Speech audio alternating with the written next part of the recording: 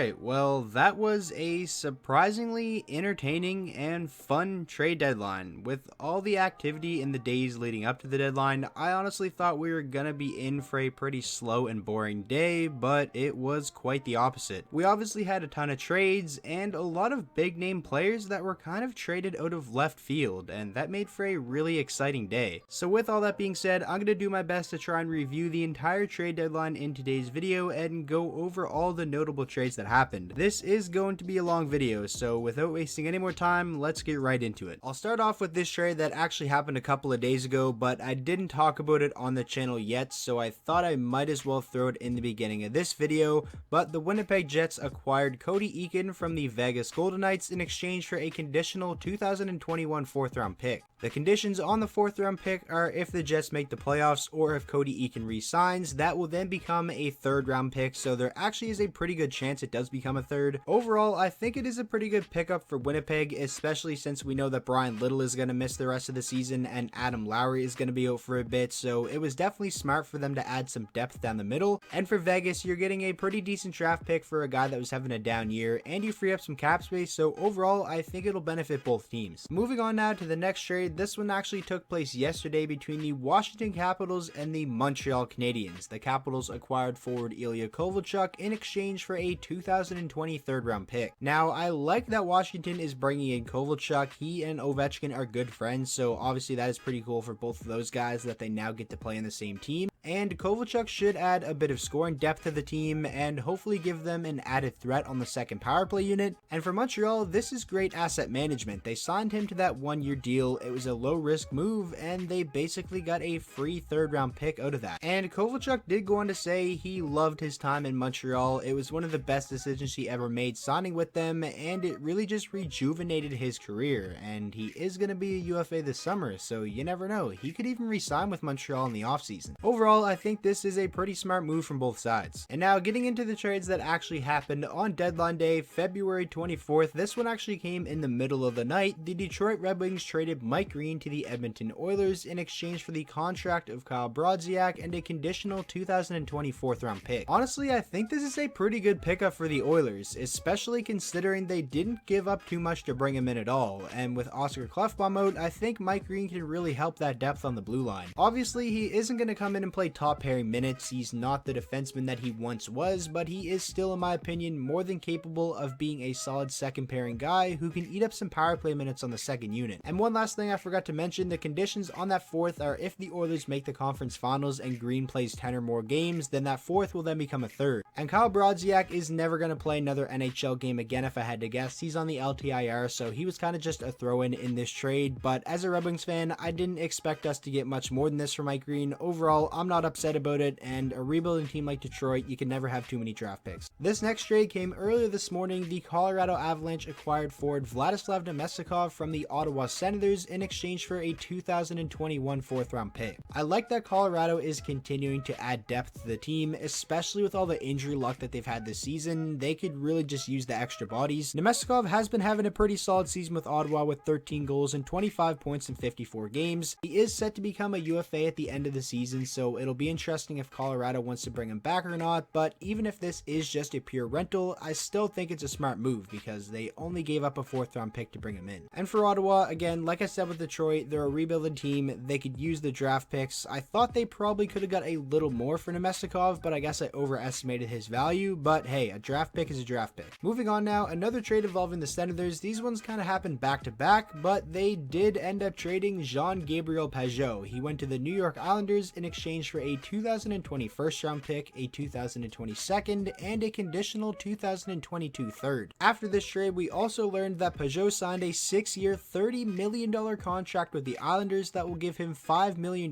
per season through the 2025-26 year. Some other things worth noting as well, the 1st round pick is top 3 lottery protected, so say if the Islanders miss the playoffs and miraculously win the draft lottery and are selecting in the top 3, they will keep this year's pick and instead give Ottawa a 2021 first. And also the condition on the third round pick is if the Islanders win the Stanley Cup, then Ottawa gets that pick. But if they don't win the Stanley Cup, then they don't get it. So honestly, I wouldn't count on them getting that third. But now, kind of quickly analyzing the trade, I think Pageau is going to be a big help for the Islanders down the stretch. He's having a career year and should definitely benefit the team and make them better. But man, I love this trade for Ottawa, and if New York does somehow miss out on the playoffs, then Ottawa could get 3 lottery picks in this up-and-coming draft that is looked at as one of the deepest drafts in recent memory, so that could really speed up this rebuild. But even if the Islanders do make the playoffs, a first rounder is still a first rounder, and I think that in itself is a win for the Ottawa Senators. And again, I think Pageau is going to really benefit the Islanders. He's like a Swiss Army knife out there, but I can't help but really just love this trade for Ottawa. I thought they had a really good deadline. Moving along now, this next trade really caught me off guard when it happened. The Carolina Hurricanes acquired forward Vincent Trocheck from Florida in exchange for Erik Haula, Lucas Wallmark, and a couple of prospects. Now, Vincent Trocheck isn't having a good year. Last year wasn't really the greatest for him either, so I can kind of see why Florida would want to change things up, but in the 2017-18 season, Trocheck had 31 goals and 75 total points. He's on a pretty fair contract at $4.75 million per season through the 2021-22 year. Yeah, Florida did get a decent return. Haula and Wallmark are solid NHL players, and they did get a couple of decent prospects, but man, if Vincent Trocheck can get back to the way he was playing in 2017-2018,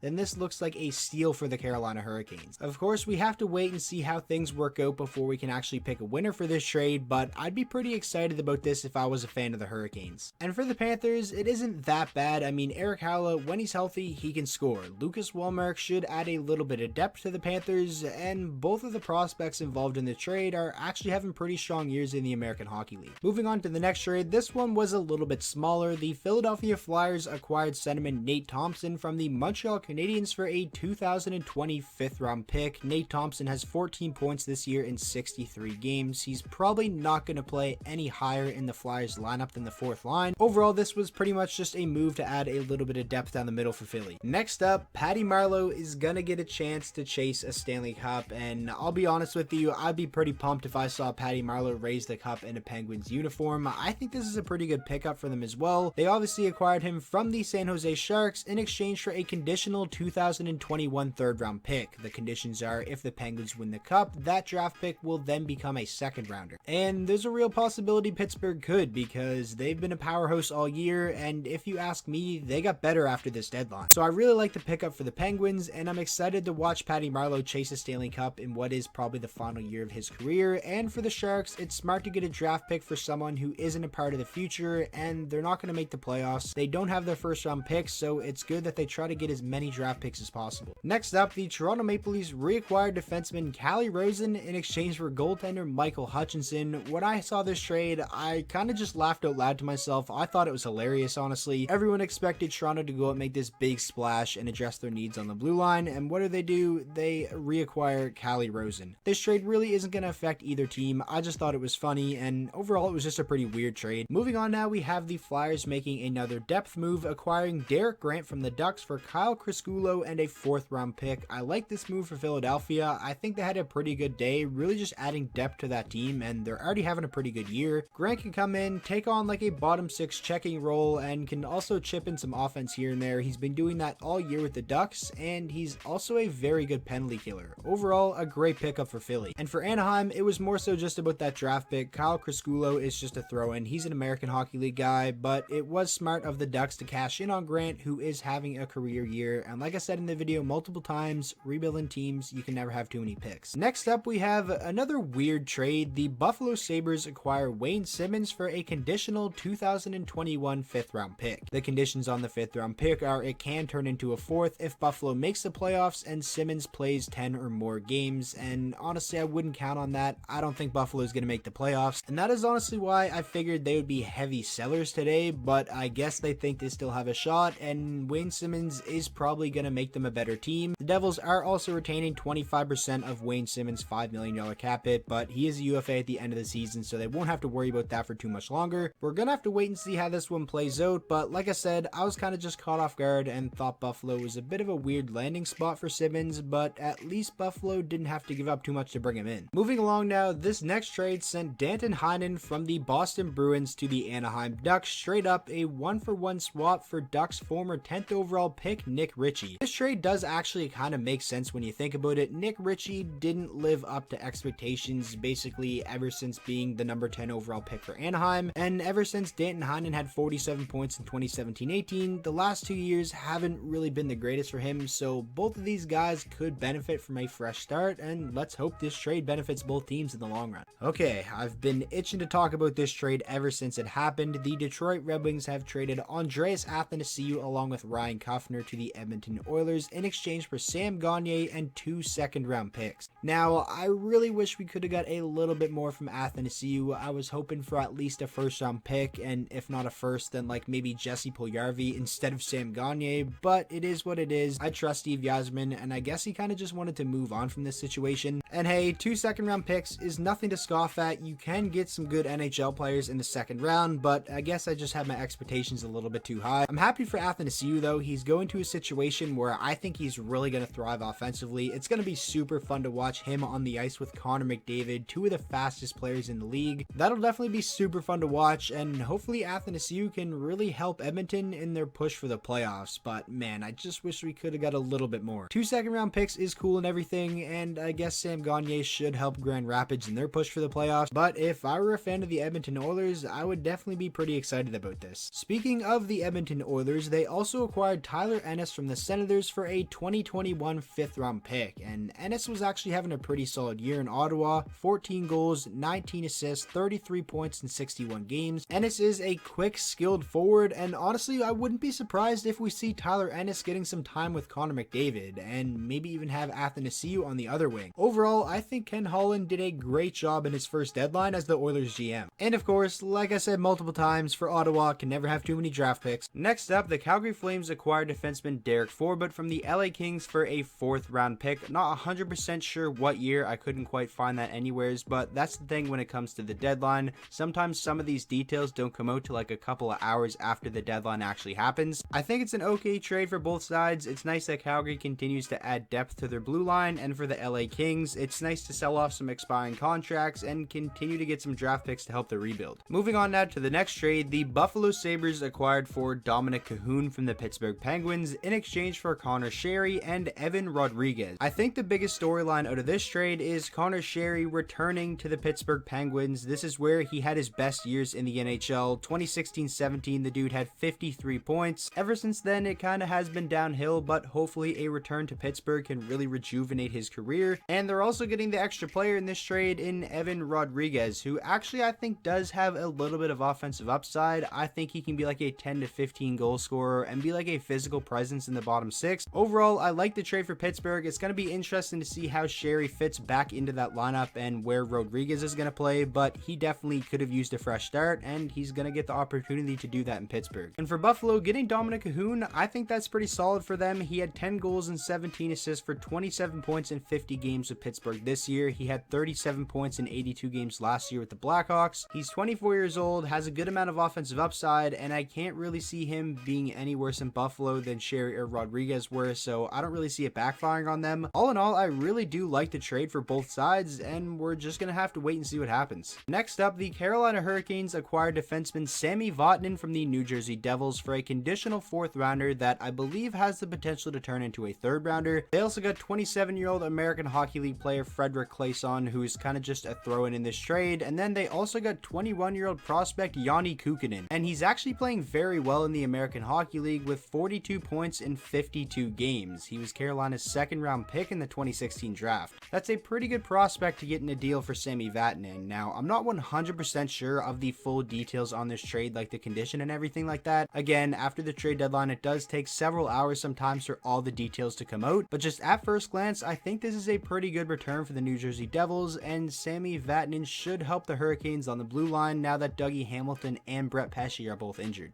Moving along now to the next trade, the Vegas Golden Knights acquired goaltender Robin Leonard in exchange for Malcolm Subban and Slava Demon. This trade was kind of weird. I know Robin Leonard's name was thrown around in trade talks over the past couple of weeks, but I really didn't think of Vegas as a potential landing spot for him. They already have Marc-Andre Fleury, who's obviously fantastic, but I guess they want to go with that 1-2 punch in net that has been pretty successful for a lot of other teams in the league. So honestly, I think that's a pretty smart move there. And for the Blackhawks, it is tough to lose Leonard because he was actually having a really good season for them, but they are getting a pretty solid defensive prospect back in Slava Demon, who was the Vegas Golden Knights 4th round pick in 2018. This year, Demon is playing for the University of Denver in the NCAA and has 9 points in 30 games and a +3 rating. Again, this was a trade that really caught me by surprise and kind of came out of left field, but these are the type of trades that made today so exciting, and it's another one where we're just really going to have to wait and see what happens to really determine who the winner of this is. The Blue Jackets have finally moved on from Sonny Milano. This is something that a lot of people saw coming for basically over a year now, and Milano could definitely use a fresh start with a new team, and I like that Anaheim is taking a chance on him. You saw what happened in Detroit with Robbie Fabry. Steve Yzerman took a chance and it has worked out, and now Robbie Fabry is viewed as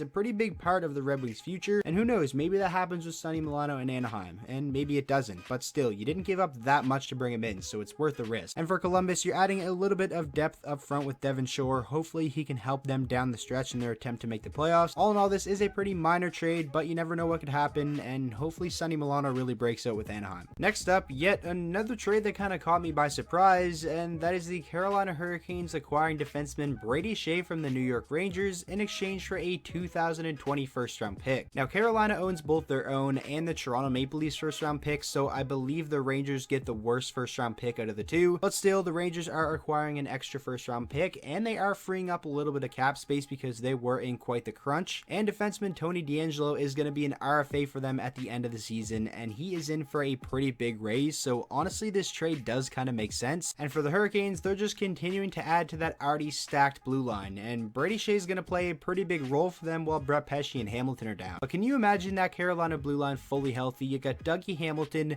Jacob Slavin, Brett Pesce, Brady Shea, Jake Gardiner, Sammy Vaknin. You got guys like Hayden Fleury too. Like, they just have so many defensemen that can play, and in my opinion, this trade definitely does make sense for both teams. Moving along now, the Tampa Bay Lightning acquired Barclay Goodrow from the San Jose Sharks for a first-round pick. I mean, when I saw this trade happen, it made me all that much more mad that Detroit wasn't able to swindle a first-round pick out of Edmonton for Andreas Athanasiou, but Barclay Goodrow can get you a first-round pick. I mean, he is a pretty solid two-way forward and is having a career year with 24 points in 62 games. But I mean, a first-round pick for Barclay Goodrow, that definitely seems a little bit steep, but I guess Tampa Bay is willing to pay that price and they think he can really contribute to the team. And don't get me wrong, Barclay Goodrow will make Tampa Bay a better team, I think, but shout out to San Jose because they did a great job here. And now for the final trade we're going to talk about. I know there was various other trades, but those were involving minor league players. In this video, I tried to just include trades that would affect the NHL teams because this is already a very long video in itself. But with that being said, the Calgary Flames acquired defenseman Erik Gustafsson from the Chicago Blackhawks for a 2020 third-round pick. The Blackhawks will receive the earlier of Calgary Flames 2 third-round picks that they have in the 2020 draft. I like this pickup for Calgary a lot. Gustafsson is a good puck-moving defenseman. He can quarterback a power play. I mean, just a season ago, he had 17 goals and 60 total points from the blue line, and it is pretty crazy that now the Hawks are only getting a third-round pick in return for him, but everybody kind of figured that was just a flash in the pan and he wouldn't consistently be a 60-point defenseman, but he still, in my opinion, can be a pretty solid offensive guy to have in the top 4, and we're going to have to see how this pans out for Calgary, but I think it's a pretty good move for them. So that is going to wrap up today's review of the 2020 NHL trade deadline. I really hope you guys did enjoy. If any of your guys' favorite teams made a move on deadline day, which they probably did, make sure to let me know how you feel about it down in the comments section below. And with all that being said, thank you guys so much for watching today's video. If you did enjoy, please make sure to drop a like on it and subscribe to the channel for some more NHL content, and I will see you guys all in the next video.